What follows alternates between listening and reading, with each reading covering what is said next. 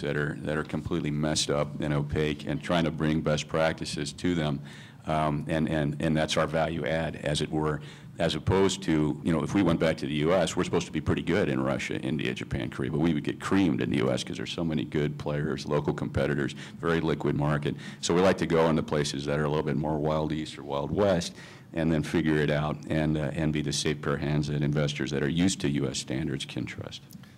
Good answer. Mark, you've been in India for a while? Actually, no, I've been commuting to India, like Parth has, but I go quarterly. I didn't get on the monthly plan, fortunately. I'll say the number one reason I personally decided to focus on India is the demographics. And what do I mean by that? I won't go into a long history here, but if you all remember Harry Dent predicting that the Dow Jones would get above 10,000 in 6 years. I think it was back in the early 90s. Everyone thought, oh, you're crazy. And he cited one thing. He said, it's all about the demographics of the U.S. population, the baby boomers aging. If you look at India's population, half of them are under 25 years old. There's 1 billion people in India. Half of them are under 25 years old. Imagine 10, 15, 20, 30 years from now, what kind of purchasing power those kids today are going to have. So I look at that and I say, okay, I've got a job for the next 30, 40 years. That's why I made my decision. Anna, and you've been focusing on China, you said, for 25 years? Yes, that was pretty easy. Pretty much I go where my clients go, and I think I saw the opportunities in China when it first opened up. I was the first foreign lawyer in Shanghai in 1981. So that's pretty much, I've been there since. I'm fortunate in that White & Case, the firm I'm with, has 35 offices in 24 countries, and I travel a lot, but mostly I have really good support on the ground. So I'm trying to keep it to 2-3 times a year rather than monthly or quarterly. I'm trying to beat everybody on the panel on the travel side. I go, and when I go a long time. I'm about to take a trip to Taiwan, Vietnam, and China next month.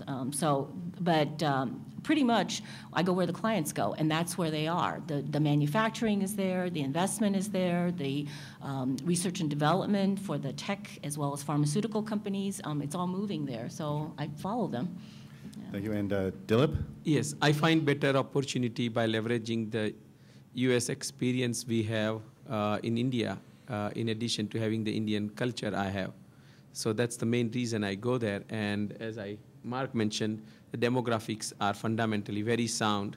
In addition to what he has said, I understand a little bit more that John Nabist had written a book about the mega trend, and I understood the mega trend for India, what is happening there.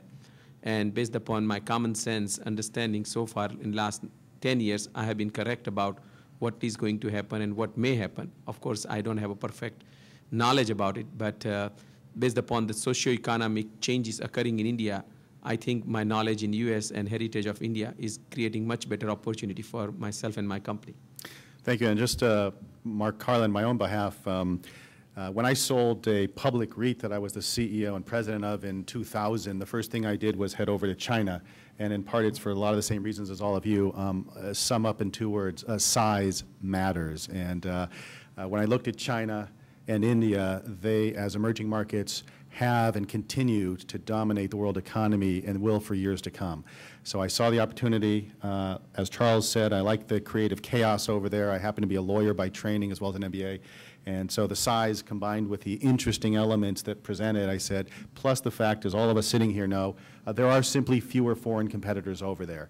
So for those of you who are real smart and talented in the US but say, golly, there's a lot of good people here I'm bumping up against, if you have the skills, the resources, the interest, the wanderlust, those worlds over there, they're still relatively untapped from a foreign perspective, but make no mistake, there are wonderfully talented domestic competitors in India and China and all these markets, so you're not alone. But there is an opportunity. So at that, let me just wrap and ask if there's some questions, anything at all that you want to ask about India, China, Russia, or perhaps something specific that the panelists piqued your interest.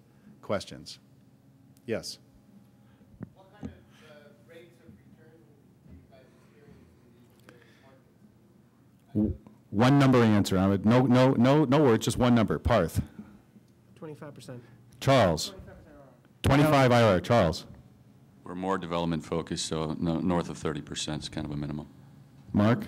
25 IRR. Anna, your clients generally? Pretty much in line with those numbers. Dilip? in few 100%. That's why I'm talking to you about doing a deal with you, Dilip. Now we just got to see if it's true. For my sake, the fund that I manage, for China and India, it's a mid-20s, and that's just global perspective of what investors expect. Next question. Thanks. Oh, yes. And then we'll get to you, yes. For China, is there any evidence of overbuilding office in Shanghai and Beijing? The answer is absolutely in Beijing, not so in Shanghai is the simple answer. And it's the Beijing Olympics effect. The Chinese government, being so central, permitted a massive excess potential capacity for office some years ago in anticipation of the Olympics because they wanted to rebuild their skyline. And so there's a lot of empty space now. What is the vacancy in both of those markets, office vacancy today? In Shanghai, it's 3.6%. That's Class A. Class A Class A, only yeah. submarket. It varies. It could be anywhere from 3 to 7. So it's a relatively single digit. Beijing is much, much higher. Yeah. Double digits in Beijing, anywhere from 10 to 30%, depending on how you measure it. Yes. Say it again? Political risk. I'll give a one-word answer. I think it's extraordinarily low. It's a very central government. It's been stable since the Second World War. You may differ from it, take issue with its centralization, but it seems to be very stable. Yes.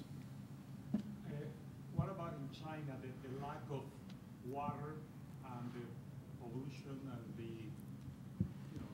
and that environmental issues? Is that going to have an effect? And also the aging population of China. I heard that in the future, the next 10, 20 years, there's going to be a baby boomer situation in China, which will affect also the economy. Is that going to have an effect in the future? With the short time, I'll split the answer with Anna, setting the stage for shortness. On the issue of, let's see, you have baby boomer and you have pollution. On the pollution subject, China is extraordinarily polluted because of its industry base, which is old generation. The current administration under Hu Jintao has made it part of its 5-year plan. It's one of the 3 pillars of the future economy is to try to find ways to mitigate environmental. I think we see significant advances in environmental technology and in solar and energy. It'll come from China. They've got thousands of engineers, given its centralization, working on it, but it's very polluted today.